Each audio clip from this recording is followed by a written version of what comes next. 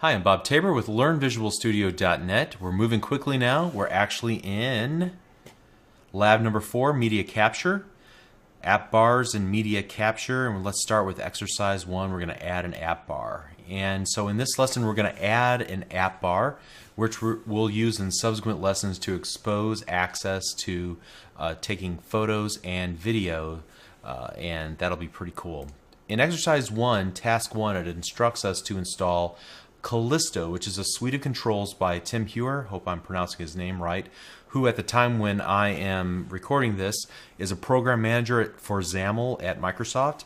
And I think the intent, here you can see, here is a blog post that he created about this toolkit.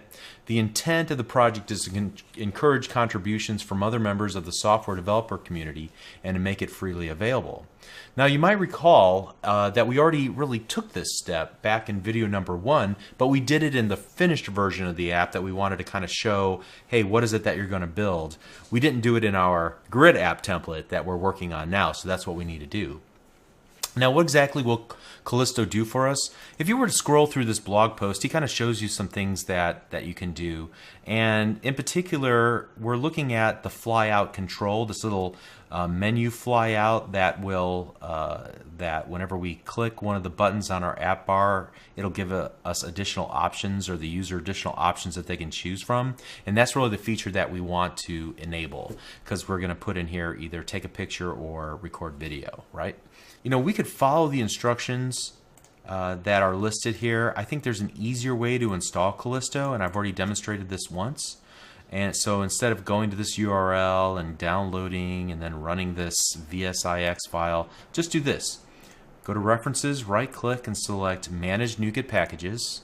And then in the search online, type in Callisto, 2 L's in Callisto. Search for it, and then click Install. And you'll have the most recent version of Callisto installed and referenced in your project. Okay, very cool. So we are done with step number 1, or I should say task number 1. So task number 2 is to put an app bar on our item detail page. And the way that we'll do that is to add some XAML. So let's go ahead and get started by going to the item detail page.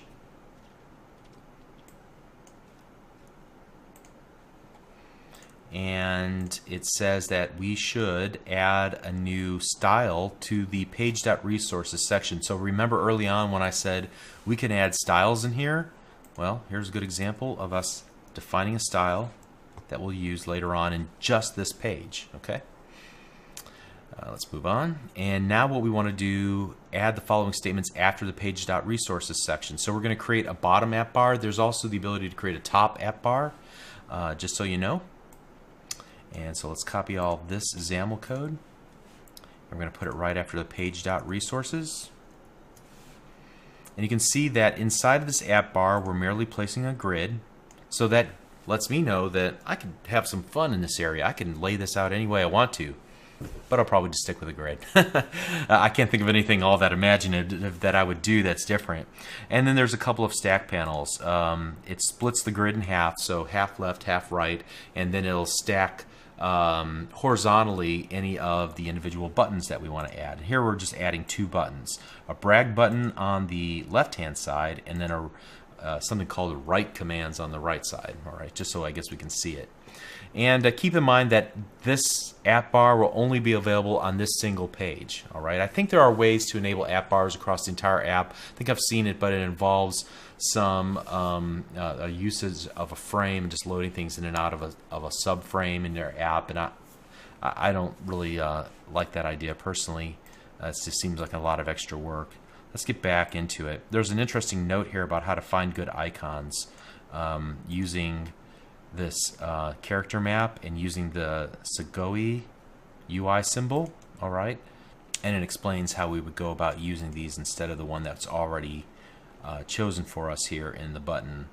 And you can see we're just using a static resource called brag app bar style, brag app bar button style. Okay, so maybe it'd be interesting to take a look at that style here, just out of curiosity.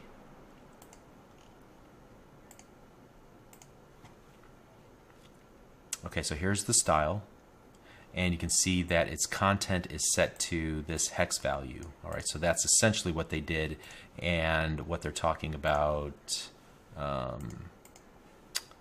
here, that we can find additional hex values by going to the character map app. Okay. All right, so then what we want to do on the item detail page is add the following statements. So it's not enough for us just to add the app bar, but now we're adding the Callisto part, the flyout. And that can't be generated declaratively, at least not at this point. It has to all be rendered in code. And to remember way back in like video 2 or 3, I said that we can create instances of any of the XAML elements, grids, buttons, text blocks, whatever in C# code. Well, in this particular case, it's the only way to create instances of the flyout menu. Okay, so we're going to start by adding some using statements at the very top. So let's find item detail. We'll add those up here. And then next up, we're going to create a on brag button clicked event handler. So let's just go to the very bottom here and add that in. And so if we look back at the definition for our app bar and we take a look at the button, there is a click defined, a click event, and the handler is the on brag button clicked. Okay. All right, let's continue on here.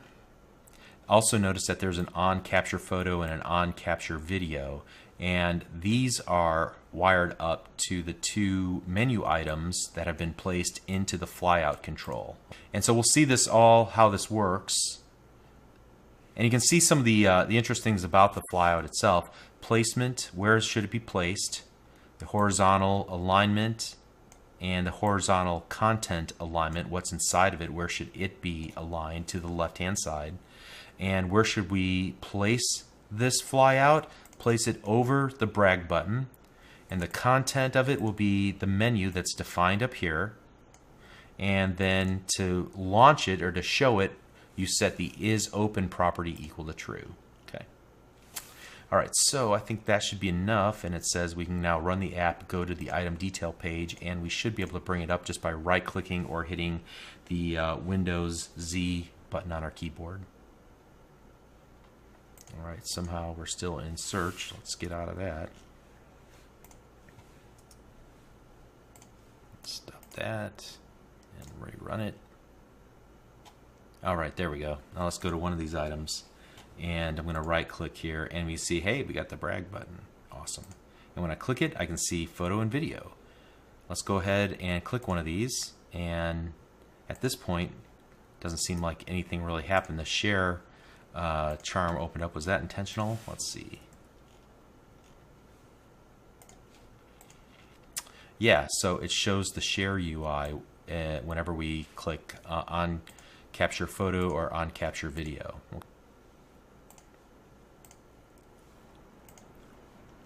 All right, and I guess we're going to fill in those blanks in the very next lesson. So this is pretty cool. I've used the app bar extensively in an app that I'm building. It provides one of the main navigational pieces to allow the user to jump around to different parts of the app.